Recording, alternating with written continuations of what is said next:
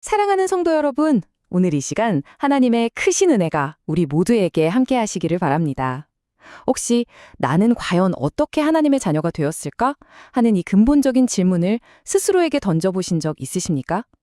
그 놀랍고도 신비로운 구원의 여정은요, 사실 우리 안에서 성령께서 시작하신 두 가지의 위대한 사건, 바로 부르심과 새 생명에서부터 출발합니다. 오늘 말씀을 통해 그 위대한 구원 여정의 첫걸음을 함께 은혜 가운데 따라가 보도록 하겠습니다. 오늘 우리는 이 순서대로 하나님의 구원의 신비를 한 걸음씩 따라가 보도록 하겠습니다. 먼저 구원이라는 거대한 설계도를 살펴보고 이어서 삼위일체 하나님께서 이 구원을 위해 어떻게 각자의 사역을 감당하셨는지 알아볼 겁니다. 그리고 성령님의 부르심과 그 능력, 또 많은 분들이 헷갈려 하시는 소명과 중생의 결정적인 차이, 그리고 마지막으로 새 생명이 맺는 첫 열매인 회심에 이르기까지 이 복된 여정에 여러분을 초대합니다. 성도 여러분, 우리가 받은 이 구원이 결코 우연한 사건이 아니라는 사실을 아십니까? 이건 그냥 어쩌다 보니 일어난 일이 절대로 아닙니다. 마치 한편의 장엄한 교향곡처럼 이 세상이 창조되기도 전부터 우리 하나님 아버지께서 직접 그리신 정말 거대하고도 정교한 설계도에서부터 시작된 것입니다. 그렇습니다. 저와 여러분, 한 사람 한 사람의 구원은요, 그냥 이루어진 것이 아니라 성부, 성자, 성령, 즉 삼위일체 하나님의 완벽하고도 통일된 사역의 결과물인 것입니다. 이 세 위격의 완벽한 조화와 협력 없이는 우리의 구원은 결코 시작될 수도 완성될 수도 없었습니다. 자, 그럼 이 위대한 구원이라는 드라마에서 우리 성부, 성자, 성령 하나님은 과연 각각 어떤 놀라운 일을 하셨을까요? 이걸 아는 게 정말 중요합니다. 이 거룩한 역할이 분담을 제대로 이해하는 것이야말로 구원의 핵심을 꿰뚫는 열쇠가 되기 때문입니다. 한번 보시죠. 모든 것의 시작은 성부 하나님이십니다. 영원전부터 우리를 위한 구원을 계획하시고 예정하셨습니다. 그리고 그 계획을 위해 성자 예수님께서 이 땅에 오셔서 십자가로 완벽하게 성취하셨죠. 자, 그럼 끝났을까요? 아닙니다. 바로 성령 하나님께서 그 위대한 구원을 바로 지금 우리 각자의 삶에 적용시켜 주시는 겁니다. 계획, 성취, 적용, 이 세 단계가 바로 구원의 위대한 흐름입니다.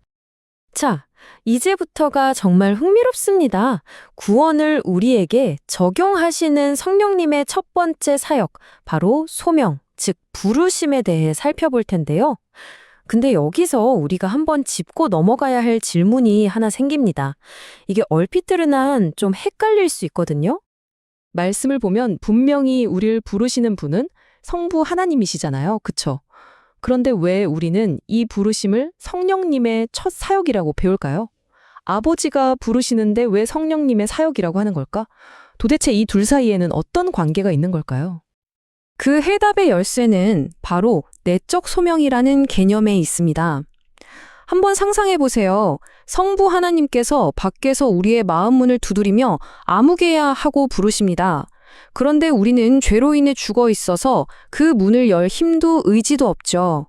바로 그때 성령께서 우리 안에서 역사하셔서 그 굳게 닫힌 마음의 빗장을 열어주시는 겁니다. 그래서 그 아버지의 부르심이 우리 마음에 들리게 하고 반응하게 만드시는 거죠.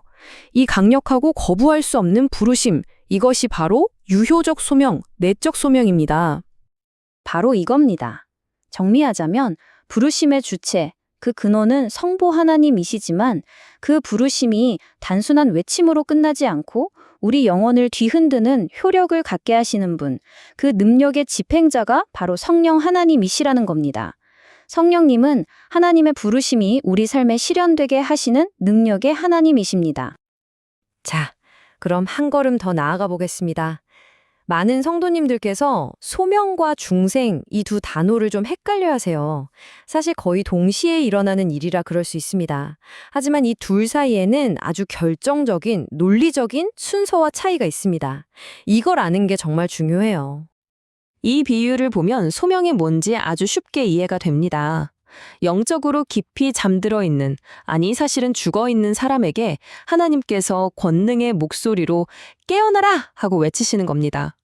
우리 스스로는 깰 수 없죠. 외부에서 오는 강력한 생명의 외침, 그것이 바로 소명입니다.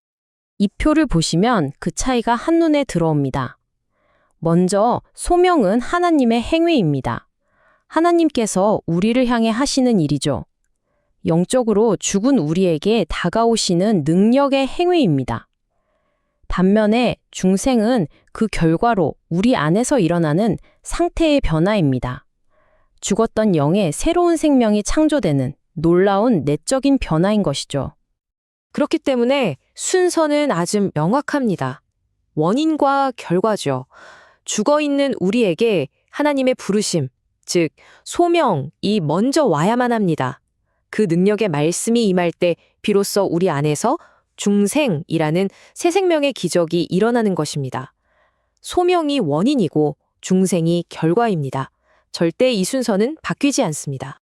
자, 이렇게 하나님의 부르심을 받고 새 생명을 얻은 사람, 즉 중생한 사람에게는 반드시 그 생명의 증거가 나타나게 되어 있습니다.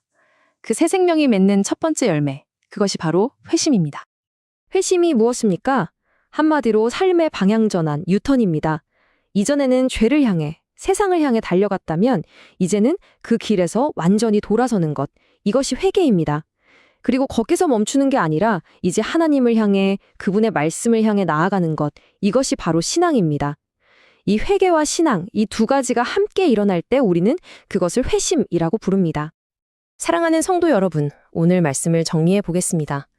영원전 성부 하나님의 위대한 계획으로부터 시작해서 성자 예수님의 십자가 성취, 그리고 우리 마음의 문을 여시는 성령님의 능력 있는 부르심과 새 생명을 주시는 중생, 마침내 우리가 믿음으로 반응하는 회심에 이르기까지, 이 모든 구원의 여정 가운데 우리가 한 것이 무엇이 있습니까?